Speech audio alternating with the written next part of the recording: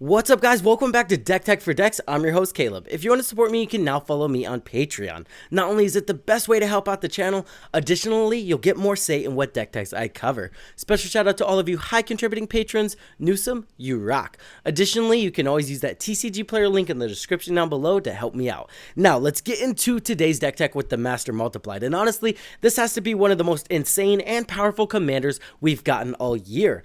All it takes is 3 combat steps and this guy's killing a table. The first time you're only going to net 3 masters, which is not that great, but honestly that's going to make him harder to remove because then you have to remove all 3. It's board wipe or bust. This deck is board wipe or bust. You either board wipe or you win the game. Additionally, like I said, the second combat step you're going to make 9, and then by the third combat step you will be attacking with 27 masters and you will have dealt a total of 156 damage over the course of 3 combat steps, assuming everybody hit. That's enough to kill the table. So all we need is haste enablers, extra combat steps, and while we're at it, let's slap on some double strike enablers and a couple ways to buff our entire board up. And then after that, like I said, it's board wipe or bust for our opponents. We're either going to win the game or they've got the answer. There is a couple ways we can come back from a board wipe, but this deck is going to kind of play like a glass cannon. We're going to try to get our commander out as fast as possible, and they either have a answer or they don't. Notably, I will say you kind of do want haste, because if you can't attack the turn he comes down, it kind of just invites the single target removal answers, which again, that's kind of what our deck's going to be weak to unless we can just attack and instantly make those myriad tokens. So that's kind of the goal of the deck. So if that sounds like something you want to get into, let's get into this deck tech. Let's kick it off by getting those extra combats and giving all of our creatures haste. Anger is going to be a solid way to do this. We do have a couple ways to get it into our graveyard early, which is going to be very important for this strategy to work.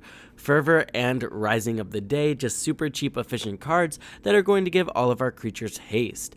Ogre Battle Driver is probably the best scenario here because not only does it give all of our creatures haste, it's also going to give them a buff, which can be very impactful. Lightning Greaves and Swiftfoot Boots only give our commander haste, so the myriad tokens won't get haste, but the fact that it protects our commander, these are definitely going to be worth an include, especially since we are running a fair bit of other high impactful creatures that we're probably going to want to protect as well. Flame Shadow Conjuring is going to be absolutely busted in this deck. On top of getting haste, we're going to be able to copy our impactful legendary creatures and we won't have to sack them to the legendary rule. Moving on to the extra combats, we have Karlach, Mirage, Combat Celebrant. There is a way for Combat Celebrant to go infinite that we will go over later in the video, but honestly these are going to be solid creatures. Notably Karlach, Mirage, these two don't even need haste to start giving you extra combat steps, so they're just going to be super solid. World at War, this is going to net you 2 combat steps kind of. You will have to wait a turn, so everybody's going to do whatever they can in their power to get rid of your board state before that goes off. Like I said, this is kind of a board wiper bust deck for your opponents. Relentless Assault is just a solid extra combat step, and then we have Savage Beating. On top of being an extra combat step, this one also gives all of your creatures double strike. This is going to really ensure that you're going to run away with the game. Let's talk about how we can abuse the myriad creatures a little bit and how we're going to get our commander out fast. Grim Hireling and Professional Facebreaker will be able to net us a ton of treasure tokens. They both will trigger for each player, so Grim Hireling can net us up to 6 treasure tokens while Professional Facebreaker can net us up to 3 with those myriad creatures. Notably, if you did want to add Aggravated Assault to the deck, Grim Hireling and Aggravated Assault do go infinite, so that would just be another way to boost this deck up if you're interested. Gix is effectively a Toski and Black. Now it does work for everybody, but remember that's going to be to their disadvantage here. If they're attacking, they won't have blockers and they're going to be far easier to kill. Additionally, when we have myriad creatures, we are going to benefit from this a lot more than our opponents. And the important part about this card is it is a May ability, so you can't kill yourself with it. We are going to run Basalt Monolith just as a ritual to get us into our commander faster. Black Market Connections was almost too good not to include. I know it's a little bit of a pricey card, but you're going to get early game card advantage while being able to get some treasure tokens to get a fast fast commander.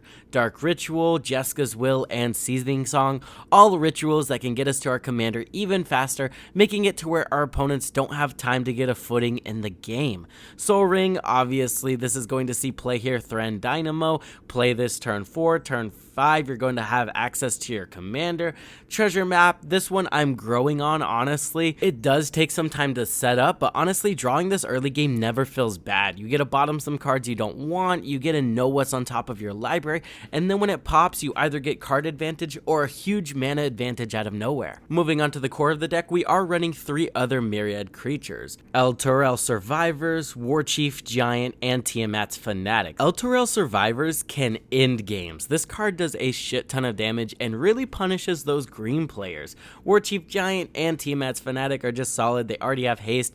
Throw them onto the battlefield, they start making token copies of themselves that stick around. They're going to be hard to deal with. Like I said, it's board wiper bust, baby. Delina Wild Mage, Orthorion, and Determined Iteration. These are solid cards, and a lot of them go infinite with, you guessed it, Combat Celebrant. Since we don't have to sacrifice these tokens at the end step, he will just stick around and we will be able to exert the token. With Orthorion, we do need to be generating 2 treasure tokens every combat to make it go infinite, and with Determined Iteration, we already need a token copy of him for that to go infinite, but again, not going infinite is still going to be pretty good with both of these cards. Apprentice Necromancer, I thought this was a cheeky card. You know, if our commander dies, we just have this guy on the battlefield, we sacrifice him, bring our commander back, and we'll have to sacrifice our commander at the beginning of the next end step, but the Myriad tokens will stick around and the mayhem can commence. Felden of the Third Path does a very similar thing, right? If our commander dies, we can just reanimate something. Additionally, all of those Myriad creatures, we can be reanimating them.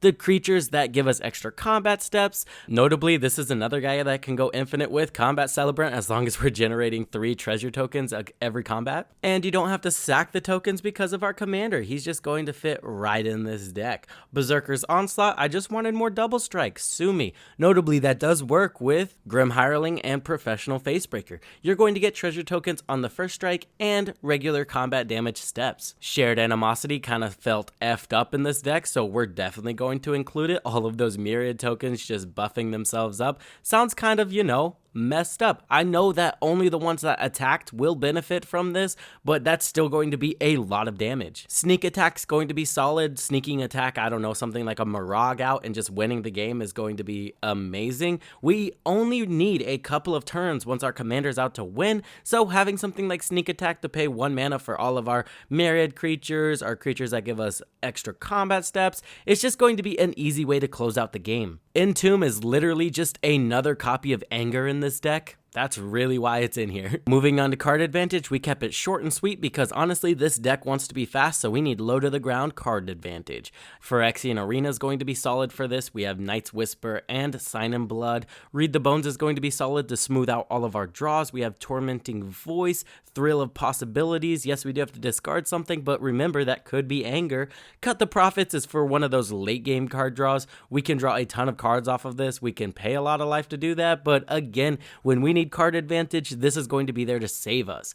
Asmodeus the Archfiend. Now this guy looks like a Timmy include at first, but again, this is here for the end game. When we are out of cards, our game plan has been screwed and we have nothing left. This can refill our hand and really get us back into the game swinging. We also run Sword of Hearth and Home and Blade of Selves. Again, 2 cards that are going to go infinite with, you guessed it, Combat Celebrant. Should have covered them earlier. I didn't. I'm covering them now. Again, this is just going to be broken to put on anything like Mirage as well. Getting additional combat steps whenever we play a land, broken, and also Mirage's ability to buff all of our creatures that have been through multiple combats will also stack. So this card can just kind of get nutty in this deck. Moving on to ramp, we have both of the diamonds. We are running Mind Stone. That way we can draw a card if we don't need the mana. We also are running Arcane Signet, Rakdos Signet, and Talisman of Indulgence, along with Wayfarer's Bauble. Moving on to interaction, we have Warstorm Surge. Now, honestly, Terror of the Peaks is just going to be better than this 9 times out of 10, but it's expensive, so I figured I'd include a budget option for you guys, and you guys can make the upgrade if you want. Notably, giving Terror of the Peaks Myriad busted and will result in killing a lot of players. Imp's Mischief, Bolt Bend, and Tybalt's Trickery are just some solid cards that can protect our commander, or Tybalt's Trickery can even stop a board wipe if we need it to.